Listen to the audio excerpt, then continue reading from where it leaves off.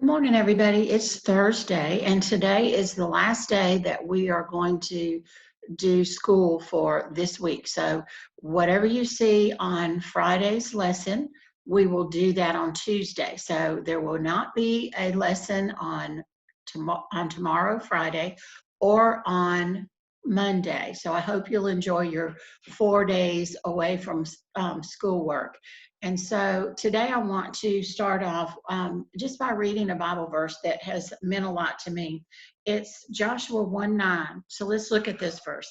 Have I not commanded you? Be strong and courageous. Do not be terrified. Do not be discouraged. For the Lord your God will be with you wherever you go.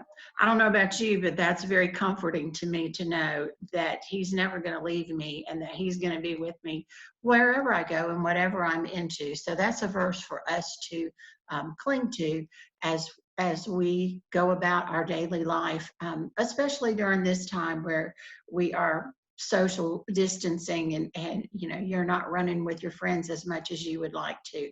But just remember that wherever you are, God is there with you.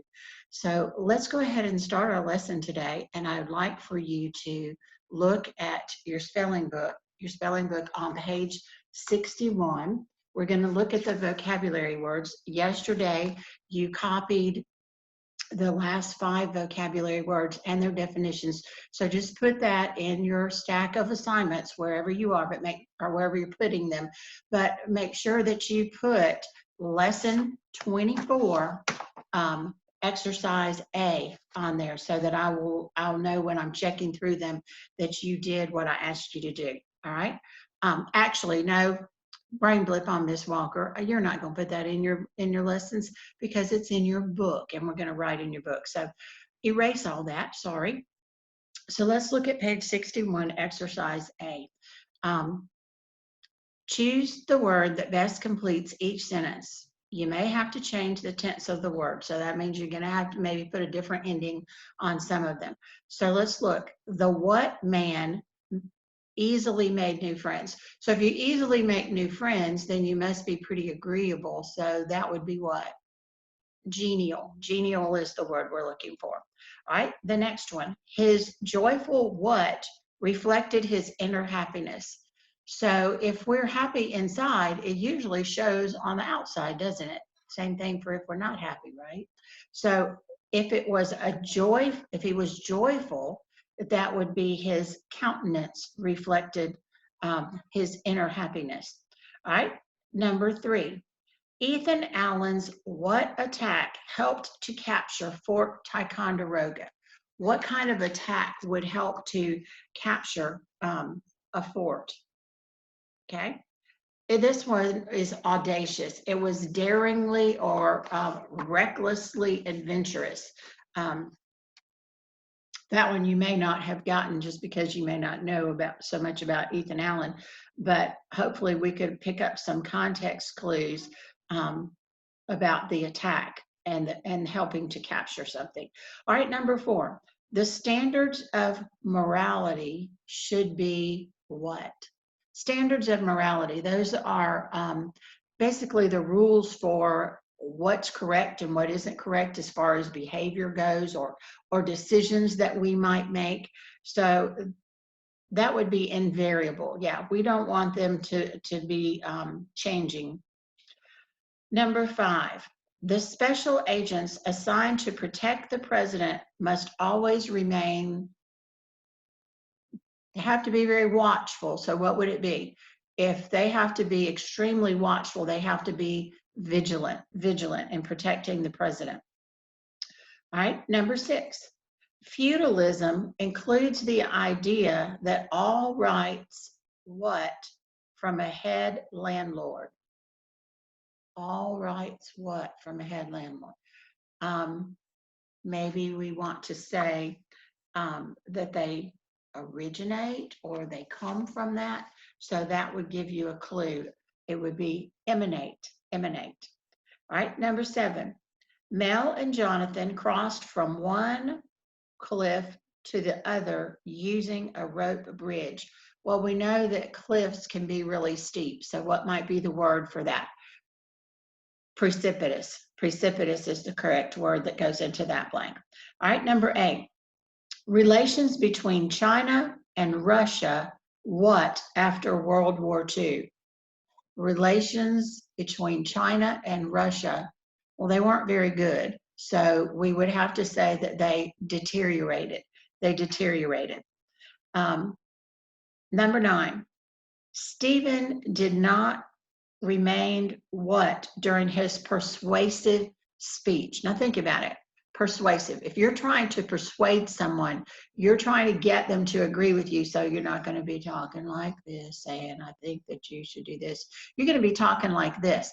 Boy, you need to do this. So it would be kind of persuasive. Persuasive would be your correct answer there. And then, well, not persuasive, I'm sorry, that was the kind of speech he was doing. He would not be bland, he would be animated, he would be trying to get somebody to agree with him or pay attention to him, right? And then the last one, according to John 15, Christians are branches, what, in the true vine, Jesus Christ? Oh, that's a good one. All right, think about that. If we have accepted Jesus as our Savior, and I hope that you have, then we are what with Jesus Christ? We are firmly planted or established in him. We're engrafted in Jesus. Isn't that an awesome thing to think about? Especially during this week when we think about how Jesus gave his life for us so that we could be with him forever. We are engrafted into his family and into his presence. That's exciting. All right, let's take a look now at your Of Places book. Yesterday, we read the poem about the Jabberwocky, and we talked about onomatopoeia. And on your lesson plans, it just says to write down the onomatopoeia words. And if you paid really close attention yesterday, I actually told you what they were. So let's go back and let's take a look at these. Onomatopoeia are sound words, words that actually sound like they're written, like crash and bang and zip and zoom. Those would all be onomatopoeia words. So the first one's on page 342. This is our poem, Jabberwocky. So those first words are going to start on line 15, the sound words. All right, so let's just look at this whole stanza. As in uffish thought he stood, the Jabberwock with eyes of flame came whiffing through the tulgey wood and burbled as it came. Well, these are words that are kind of nonsense words, make-believe words, but they still are onomatopoeia words. So think about it. There's two of them in line 15 and 16. There's one in each of those lines. There's also one in line 17. The vorpal blade went snicker-snack. He left it dead with its head, and he went galumping back. Okay, so think about it. What do you think one of those words, onomatopoeia words, would be? It would be snicker-snack. And then the last stanza, next to the last stanza, there's one on the very last line. He chortled in his joy. So chortled would be one. Chortled is a laugh. And so he laughed in his joy. And that's all that we're going to do in Of Places today. We're going to continue to read in The Boy in Striped Pajamas, but I also want you to look at what we talked about yesterday. We were talking in grammar on page 240. We looked at recognizing simple and compound sentences. And we know that when we're looking for a compound sentence, we're looking to see, is there a comma before a coordinating conjunction? And is there a subject and a verb on the left side of that comma? Is there a subject and a verb on the right side of that comma? If so, then we have a compound sentence, because a compound sentence has to be two complete sentences, two independent sentences put together. And then this exercise is going to help us to figure out some of them. So I want you to look now at page 240. I want you to look at exercise C, exercise C on page 240. Let's look at the directions. Draw 2 lines under each verb and draw 1 line under each subject. Box any commas and conjunctions or semicolons that join the two parts of a compound sentence. and write the formula that indicates the type of sentence. The first one is done for you. Okay, so let's look at that. First of all, I want you to go and I want you to look at what it's telling us to do and do that to the directions. Draw 2 lines under each verb. So under the word verb, draw 2 lines. Draw 1 line under each subject. So under the word subject in number 2, draw 1 line. Box any commas. So put the word comma and conjunction and semicolon. Put those in a box. And then that join the 2 parts of a compound sentence. And then number 4 says, write the formula that indicates the type of sentence. The first one is done for you. Okay, now not all of these sentences are going to be compound sentences. So let's look at how they came up with this formula. First of all, here's the sample. Pizza was invented by Rafael Esposito and served to King Umberto and King Margherita on their first visit to Naples in 1889. All right, so let's first look. Where is the verb? It's got a helping verb, was invented. So we would have to see the 2 lines under was invented. And there's also served. So there's 2, was invented, served. This has a compound verb, all right? But what was invented and served? Well, that would be pizza, okay? Do you see a comma and a coordinated conjunction? No, there isn't one there. So we know it's not a compound sentence. So what do we have? We have a subject, we have a verb, and we have another verb, okay? So let's look at this, the sample of this. It says S for subject, V for verb, and verb. So there's not, after the and, there's not another subject. So we know this is not a compound sentence. This is just a simple sentence. So it's SV and V equals simple. All right, let's look at exercise C number 1. Let's look at it. Pepperoni and sausage are typical pizza toppings in the United States, but canned tuna and onions are popular toppings in Germany. Y'all, all I can say about that is yuck. I just can't see it putting tuna on a pizza, but it may be good. I've never tried it, and I probably never will. All right, let's look at this sentence and break it down. All right, first of all, look, do you see a comma and then a coordinating conjunction? Yes, there's a comma after states, and then there's the word but. So we would put that comma and the word but, we would put that in a square. All right, before that, let's look at the clause. Pepperoni and sausage are typical pizza toppings in the United States. Could that be a complete sentence? Yes. What's the verb? The verb is are. What are? Pepperoni, sausage. 2 subjects, 1 verb. So we've got subject and subject, S and S, verb, so we would put V, S and SV. Then we're going to put the comma and the conjunction, comma, but. All right, let's look at the next part. Canned tuna and onions are popular pizza toppings in Germany. So we would look and see, is there a verb in that? Yeah, the verb is are. Well, what are? Tuna, onions, compound subject, tuna, onions, are. And so this is the way that we would do the rest of this. We've got S and S, V, comma, but, and then now we've got tuna is a subject and onions is a subject, and we've got a verb. So if you have a subject and verb, and then you've got a coordinated conjunction, and you've got another subject and verb, what kind of sentence do you have? Compound. So here's what we're going to write over here on the line. We're going to write S and S, V, comma, but S and SV equals compound, because this is a compound sentence. All right, look at number 2. Number 2 on page 240. The modern day carrot is plump, juicy, and orange, but ancient carrots were thin, dry, and purple. All right, so let's take a look at this. First of all, do you see a comma followed by a conjunction?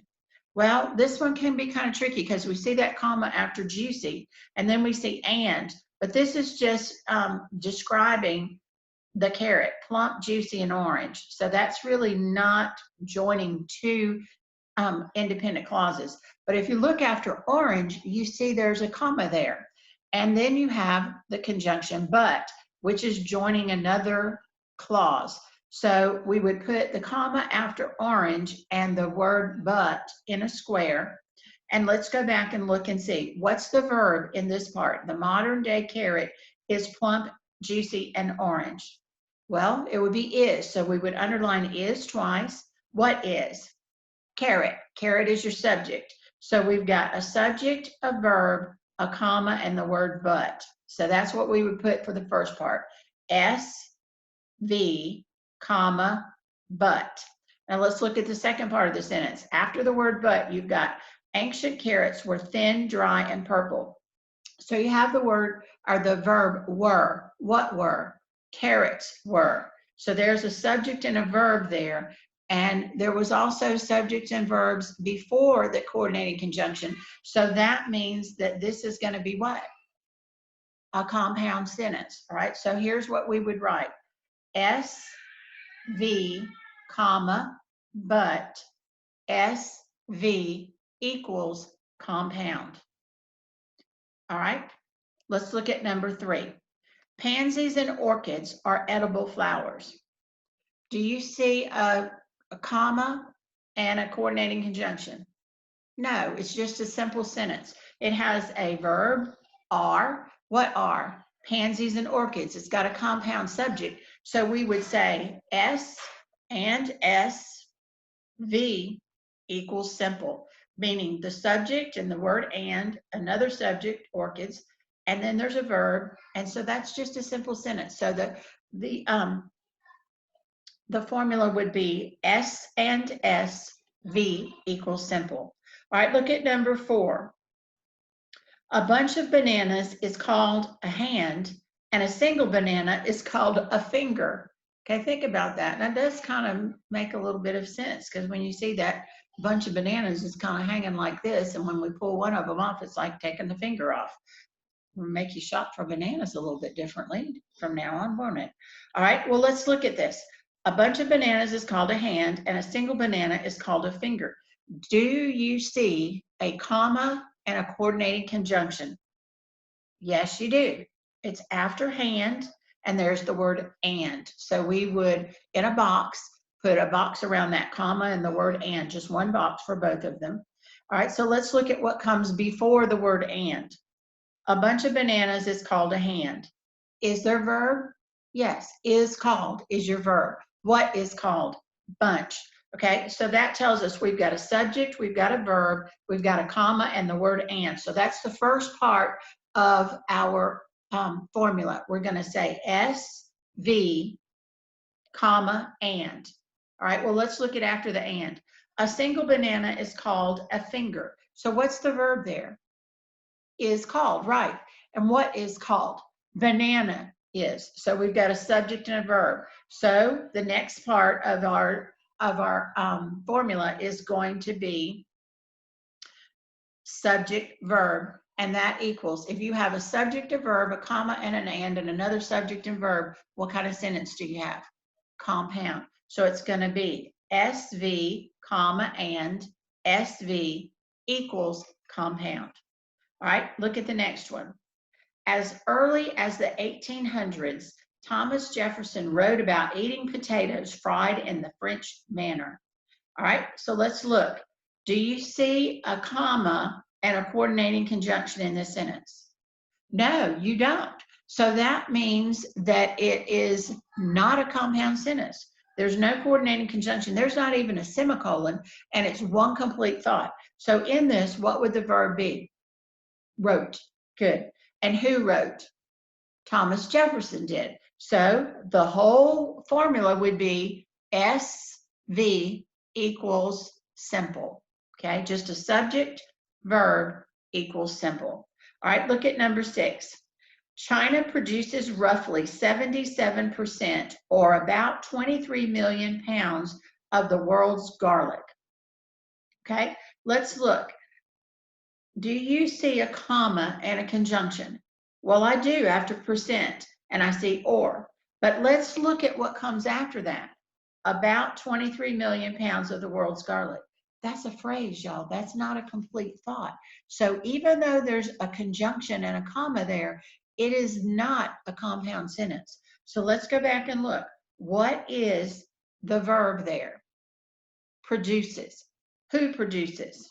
China produces. So China is your subject, which is underlined once, and produces is your verb, which you would underline twice. So since there's no coordinating conjunction and there's no other independent clause, it's a very simple formula. It's just SV equals simple, because your subject is China, your verb is produces, and there's no other clause in this sentence. So it's just a simple sentence. Now, remember what I told you about don't look at the length of things and just guess. Go back and look. Does it have a coordinating conjunction? Is there a comma in front of it? Or is there a semicolon and no conjunction? That can also be a compound sentence. All right, let's turn the page now to page 241. 241 is diagramming compound sentences. Y'all, these are kind of long diagrams, but it's very simple. So let's look at it. Look at what it says. A compound sentence is diagrammed like two simple sentences with the second independent clause placed below the first one. You know how when we did just regular clauses and we adverb clauses, adjective clauses, and we put them underneath the first one? We're doing the same thing with the second sentence. All right, so how do we know how to connect them? It says, study carefully the examples below and notice that the line connecting the sentences joins the verb in the first sentence to the verb in the second sentence. And the coordinating conjunction is written on that line. So here's what I want you to highlight here. Take out your highlighter or your pencil, and I want you to highlight compound sentences diagrammed like two simple sentences. Second independent clause below first one. Okay, so all we're doing is we're going to diagram the first sentence, we're going to diagram the second sentence underneath it, and we're going to connect the coordinating conjunction with this dotted line going from verb to verb. So let's look at the first example. We must conquer our habits or they will conquer us. So you see we've got we must conquer our habits as a sentence, they will conquer us as a sentence. So we're going to look at the coordinating conjunction or. All right, so we're going to diagram the first part. We must conquer what? Habits. Whose habits? Our habits. And then you've got this coordinating conjunction on a dotted line, straight line, dotted line, down like a step. Or goes on the straight line. They will conquer us. All right, look at the next one. In all thy ways, acknowledge him, and he will direct thy paths. Well, if you look at this one, you've got a comma after ways, but that's not a complete sentence. In all thy ways, acknowledge him is a complete sentence, and you've got the comma and the conjunction and then he will direct thy paths is also a sentence. So who is it talking about acknowledging? You. So this has understood you. And remember, when we're diagramming understood you, we put an X wherever it is. So we're going to put X, acknowledge him, and then you've got the prepositional phrase at the beginning of the sentence. In ways, which ways? All ways, and thy ways. Okay, so those go under ways. And then your next one, he shall direct paths, and whose paths? Thy paths. All right. Let's look at the next one. Joys are our wings, sorrows are our spurs. Now we have no coordinating conjunction here, but we do have that semicolon joining two sentences. So all we're going to do is we're going to diagram joys are our wings. So you're going to say joys are, and then you put that line slanted back towards the verb because the are is a linking verb and it's renaming joys as wings. So that's going to be a predicate nominative there. Whose wings? Our wings. Now on this one, there's no coordinating conjunction. We still do the little stair step, but you don't put the semicolon on that straight line. You just leave it blank. And then the next part, sorrows are spurs, and then hour. All right, the last one, wisdom crieth without, she uttereth her voice in the streets. Again, there is the semicolon there. And so the first sentence is wisdom crieth. Where does it crieth? Without. And then we're going to put our little stair step down, and we've got she uttereth voice. And the stair step goes between the verb and the verb. So from crieth to uttereth. Okay, and because it's a semicolon, you're not going to put anything on that flat part of that little stair step. And then she uttereth voice. Where did she utter? In the streets. What streets? The streets. So that's just a prepositional phrase. And whose voice? Her voice. And so the note down here, put a little star here. If the clauses are joined by a semicolon, the diagram is drawn in the same way, but the semicolon is omitted. So here's what I want you to highlight. Clauses joined by semicolon, semicolon omitted. We're not going to put that on the diagramming. Now, on your lesson plans, it says to diagram the sentences in exercise underneath. I don't think you need to have to diagram all 7 of them. I would like for you to diagram numbers 1, 2, 3, and 4. If you diagram 1, 2, 3, and 4, I think you'll get the idea well without having to do all of them. And then I will post these diagrams on GroupMe because for some reason I'm not being able to draw on the whiteboard and write the words. So I'll post the answers to these diagrams on GroupMe so that you can see those later in the evening, and you'll be able to check your diagramming. But you do only need to do diagrams sentences 1 through 4. You don't have to do all of them.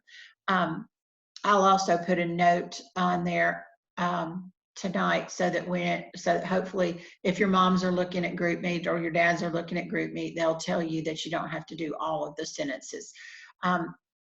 Today we're going to continue reading in The Boy in Striped Pajamas. We're going to read chapter 2.